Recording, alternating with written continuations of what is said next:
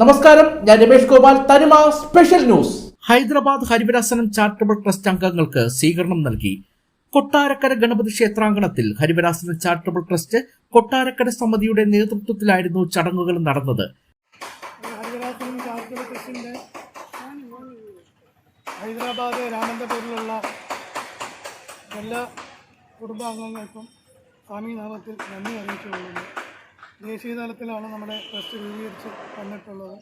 അതിൻ്റെ പ്രവർത്തനങ്ങൾ നല്ല രീതിയിൽ ഡൽഹിയിലും ഹൈദരാബാദിലും ഇപ്പം തുടങ്ങിക്കഴിഞ്ഞിരിക്കുകയാണ്. ഹൈദരാബാദിൽ നമ്മുടെ റീജിയണൽ ഡയറക്ടർ ശാന്ത ചേച്ചിയാണ് അതിൻ്റെ റീജിയണൽ ഡയറക്ടർ. അങ്ങനെ പന്തളം കൊട്ടാരത്തിൽ സന്ദർശിക്കണമെന്നുണ്ടായിരുന്നു. പന്തളം കൊട്ടാരത്തിൽ ഒരു മരണം നടന്നിരിക്കുന്നതുകൊണ്ട് അവിടെ കൊട്ടാരത്തിൽ ഇപ്പോൾ സന്ദർശനം പാടില്ല, ക്ഷേത്രം അടച്ചിട്ടിരിക്കുകയാണ്.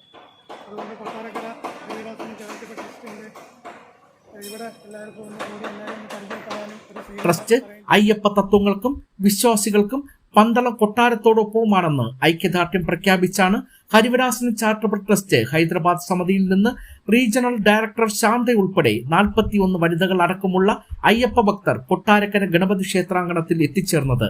പന്തളം കൊട്ടാരം ദീപാവർമ്മയുമായി ശാന്ത സംസാരിക്കുകയും ഐക്യദാർഢ്യം പ്രഖ്യാപിക്കുകയും ചെയ്തു.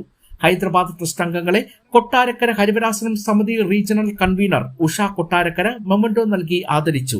ഹരിവരാസനം ചാരിറ്റബിൾ ട്രസ്റ്റ് ചെയർമാൻ മോഹൻകുമാറും ട്രസ്റ്റ് അംഗങ്ങളായ അണ്ടൂർ രാധാകൃഷ്ണൻ, ഗോപൻ, ദീപേഷ്, സുദർശൻ, ഉമേഷ്, ലാൽ തുടങ്ങിയവർ ചടങ്ങിൽ പങ്കെടുത്തു. 1923 ഹരിവരാസന കീർത്തനം രചിച്ച കോന്നകത്ത് ജാനകി അമ്മയുടെ സ്മരണാർത്ഥം ദേശീയ തലത്തിൽ രൂപീകരിച്ച പബ്ലിക് ചാരിറ്റബിൾ ട്രസ്റ്റാണ് ഹരിവരാസനം ചാരിറ്റബിൾ ട്രസ്റ്റ്. ബദ്രീനാഥ് റാവൽജി ആയിരുന്ന ഈശ്വർ പ്രസാദ് നമ്പൂതിരിയും പത്മവിഭൂഷൺ ജി മാധവൻ നായർ എന്നിവർ ട്രസ്റ്റിന്റെ മുഖ്യ രക്ഷാധികാരികളുമാണ്.